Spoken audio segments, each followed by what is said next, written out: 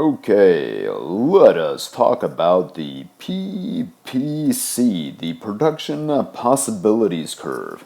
Sometimes you will see this called the PPF, the Production Possibilities Frontier. Either way, but let's look at this here and see what it is we're talking about. First of all, we got ourselves a standard XY coordinate plane.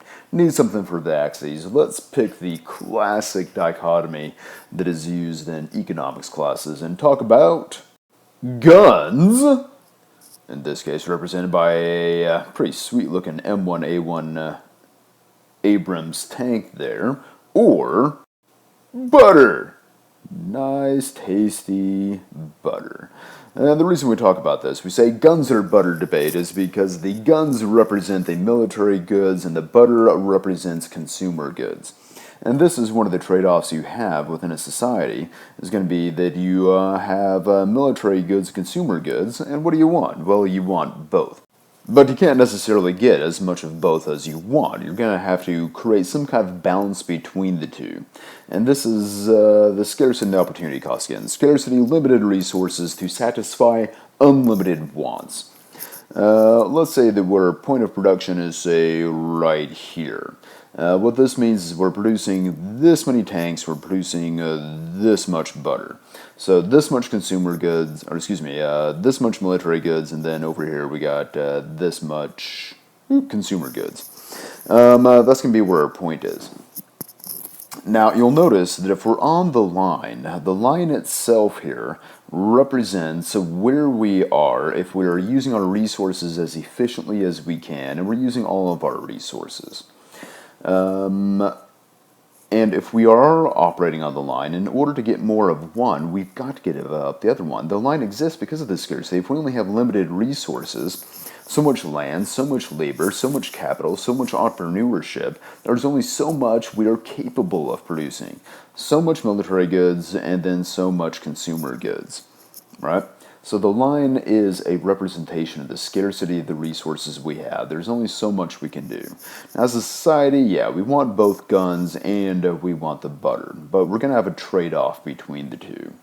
And let's say that we want to produce more, let's say, well, it's a war's come on. So we say to ourselves, you know what we need?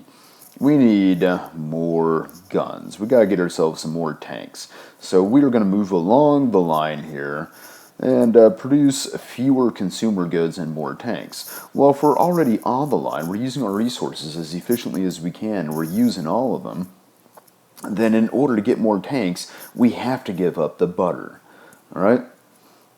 You can't just start producing more because, well, the line itself is the limit on what is possible to do. There's a reason it's called the Production Possibilities Curve.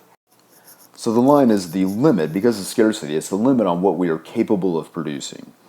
And what this also shows is going to be opportunity cost. For in this case, in order to get the more tanks, our opportunity cost is the butter. We have to give up some consumer goods, like say cars. And it goes the other way. If we wanted more consumer goods, the opportunity cost would have been the guns, would have been the military goods in order to get more of the consumer goods that we want. Because once the resources are committed to one thing, they are now not going to be available to something else. Now, what about all this stuff here, right? All this area inside the curve. All of this we would say is going to be we're going to say it's being inefficient or underutilizing resources. So let's say that our point of production is right here. Well, if it's inside the curve, remember that the curve itself is the limit on what we can do.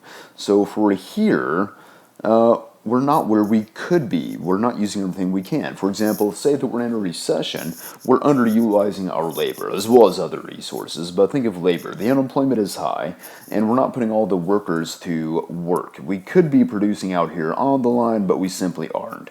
We're producing in here instead. The workers are still there. We're still possible, we're still capable of being out here, but we're just not using everybody that we could. We're underutilizing our resource of labor. We're being inefficient. This is not where you want to be.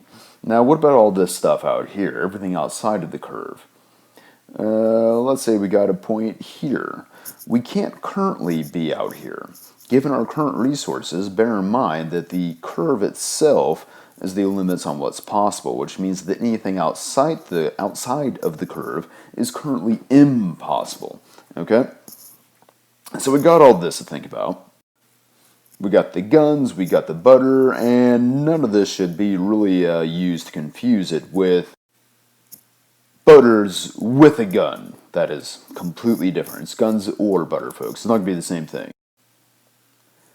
Now let's look at one more example here. We already had the guns and the butter. Let's look at a different one. We'll use two different products this time. Instead of guns and butter, why don't we use kittens? Why not? Man, look at that. Okay, look at him. Look at him. Look at him! Oh, here, he's, okay, scratching behind his ear, right there. He deserves it. Man, that's a cute little kitten right there. So let's say we have a choice between kittens over here, and our other product is going to be Volkswagens. Hey, let's do Volkswagens. Let me see here. I got a picture somewhere. Let's find it. Whoa, yeah. Fun fact, did you know that Volkswagens were actually developed by the Nazis? So there you got Hitler there looking at a little model prototype of the VW Beetle. The VW Volkswagen actually means the people's car. This was a car that was developed by the Nazi Party as a car that could be used by a conventional family. It would go to a certain speed and would have so many people in it. And yeah, so it's kind of a fascist car. But hey, we'll leave that aside because I got nothing against VW. Whatever its origins is a lot different nowadays. But let's get rid of that guy. Let's get a different one. There we go. Good old-fashioned Volkswagen Beetle. So let's say this is going to be the production possibilities that we are going to look at. The trade-off between kittens and Volkswagens. We can make one or the other. So we can either grow ourselves some kittens or we can build ourselves some VWs. You'll notice we still have the same thing. We still have the production possibilities curve. Using the resources we have, there's still only so many kittens that we can build and only so many Volkswagens that we can grow. Yes, I used the verbs the way that I wanted to. Now, given that we have this, we got the trade-off. And one of the things you'll notice here is that as we start getting towards the edges, the trade-offs become more and more severe. So we have, let's say we went from here to here. You'll notice that we got this many more Volkswagens, but we really gave up hardly any kittens. But let's say we go from over here to here. We got very few additional Volkswagens, but gosh, look at how many kittens we had to give up in order to get them. So the opportunity costs as we went along the line here were increasing. They were getting more and more severe as we went along. And the reason for this is the difference in resources. The resources that we use for the kittens are not going to be as good for the VW Beetles. All right?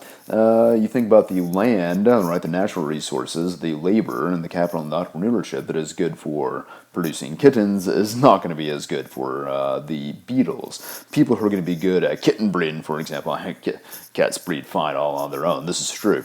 But the people who are involved in cats here are going to be really good at this, and they're not going to be very good at that. So the more we're converting our resources over to the beetles, we wind up losing more and more cats and not getting very many beetles in return. So let's say we're talking about, I don't know, the natural resources. So we need to feed the cats. Think of the cat food that goes into it. Right? It goes into the cats themselves. We won't worry about what comes out on the other side. So all that land, those natural resources that are good for cats are not going to be nearly as good as beetles. So the more we're trying to convert those resources as we go along the line here, the more we try to convert them into being used for beetles, the less useful they are. Where we don't get very much return, right? We don't get very many additional beetles, but we wind up having to lose a whole lot more kittens in order to get those few beetles in return. All right, so again, we have the trade-off, we have the opportunity cost. In fact, we have this increasing opportunity cost depending on. Well, we had guns, we had butter, we had kittens. So I don't think we have too much more to show except let's do a little bit of combination. We'll do kittens with guns. Hey, look at that. Yeah, we always knew they were vicious. You can't trust cats, let's face it. All right, and gosh, what else? Let's see, we got more cats we got to worry about. Yeah, sniper kittens. Guys, he's probably camping. Can never trust those guys who just camp there and wait for people to come along. So this is what cats are really like, folks. Right? This is really what they're thinking about when you look into their precious little eyes. So you got to be careful with this with the cats, seriously. So when you look at this guy again, and you look into his eyes, you're looking into the eyes of a killer.